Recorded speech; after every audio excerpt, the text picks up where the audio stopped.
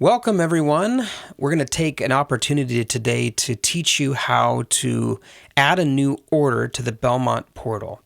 So the portal is a great way for you to upload and manage all of your orders and have a visual for those orders right on your computer screen. So let's get started. We're going to go up to the Orders tab first and click on Orders. And the first thing that we're going to notice is that all of the projects that are sitting on the order screen are going to be in here, all nice and organized by individual projects on your order screen. So when you're getting ready to place a new order for a new customer, you're going to create a folder for them or a new project for that customer and that residence. So first thing we're going to do is click on this new project button, and we're going to name this test project. Then we'll enter in the ship to address for that customer, and this is going to be your customer's address. And then you have an opportunity to enter the information for your delivery contact. I would recommend you make yourself the delivery contact for your first few orders so you can get kind of the hang of how this system works.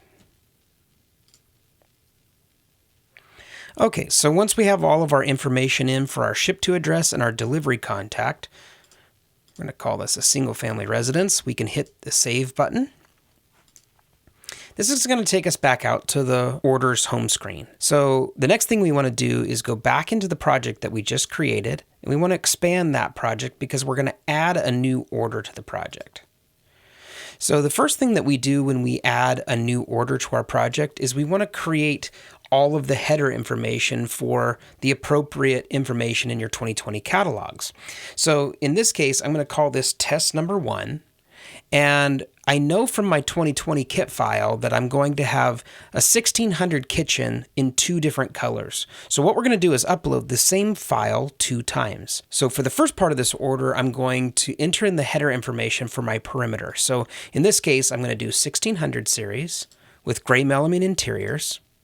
I'm going to select the 1/2-inch hardwood drawer, and the perimeter is done in Elias. So I'm going to select Elias and Alder, and for the finish, I'm going to select the new stain russet, and then I'm going to do a top coat sheen of Eurotouch because I like that matte finish, and then we're going to do integral toe kicks with case match banding, which is our only option for 1600 series. Once I've got all my header information entered, I can come down here to the bottom right to the import 2020 items. Now I'm going to go to that kitchen file that I have saved on my computer, and I'm going to import that 1600 kitchen file where I've designed the 1600 kitchen with a perimeter in one color and an island in another. Now you'll notice what the portal did for me is it sees that I've designed in 2 2020 catalogs. The first part that I just put the header information in for was my perimeter, so that's my 1601. So I'm going to click on that particular catalog, and you'll see that all the items are going to start populating inside the Bellmont portal for me. So all the things that I've designed with are going to make their way into this portal screen. A couple of the things to be aware of is that the kit file merge does not bring in the header information, but that's okay because we've already entered that up here. So we can get rid of that warning. And there may be an outdated catalog. We might want to take a look at that, make sure we've got the latest catalogs downloaded from Bellmont's website. So you'll notice once I have all my items uploaded into the portal, I can still make changes to those items. So let's say for this base 18 that I actually meant to have that as a 17.5-inch cabinet, I can actually change the width right here inside the portal and make the appropriate changes to whatever finished ends I might need for that cabinet, or finished interior, or any of the other modifications that are offered for that particular cabinet. And then I want to go back up here and I want to click recalculate price. So you can see this base 18 now has been reduced to 17.5 inches wide, and I can collapse that. So then once I'm all done with my items, I can come down to the bottom of the screen here and I can click on save. And you'll notice this test project now has one order in it called test 1. It's a quote number and the status is unsubmitted.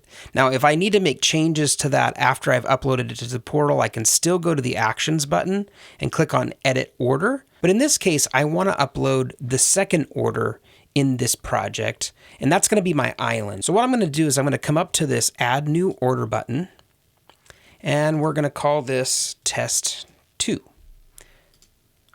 I'll enter in all of my appropriate information for the island cabinets. In this case, I'm going to use the Evoke door in Paint, and we'll go down here to Polar with an integral toe kick, case match banding.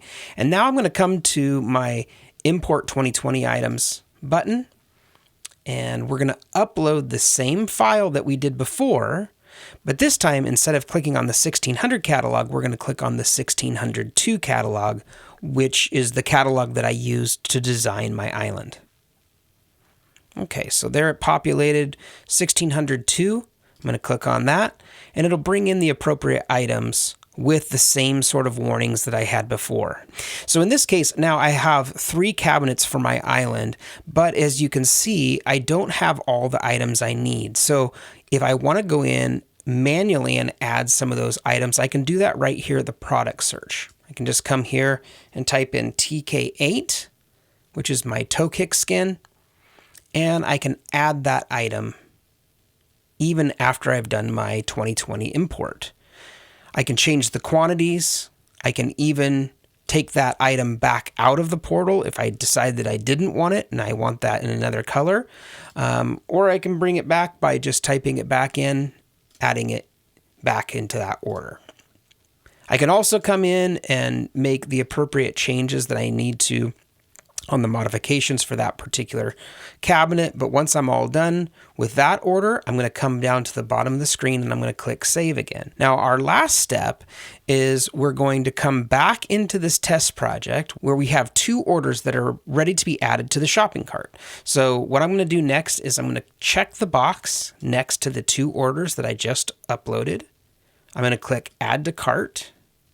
And you'll notice it kept my scheduling contact, my ship to address, but I can also come back and I can edit those if something has changed in the scheduling contact, or maybe I had the ship to address as a placeholder and I needed to enter it later. I can always come back and edit those things. So you'll see it generates a ship mode for me, which I can change to a different ship mode if I need. I can also see the date that those cabinets are going to deliver. So let's say I want to delay that delivery out to a different week. I can come and do that right here in the portal. I can actually pick my own date and I can delay that shipment. So possibly the job site's not going to be ready and I can marry up those 2 orders to both ship on the same date. The last thing I'm going to do is put in my PO, and I'll click Next. Now it brings me to the disclaimers, which I have to check the box for each disclaimer. I come down to the green Buy button and I click Buy to purchase my order. I want to thank you for taking the time to watch this portal tutorial on uploading orders. I can't wait to see all the cool projects that you guys have coming. If you have any questions, please reach out.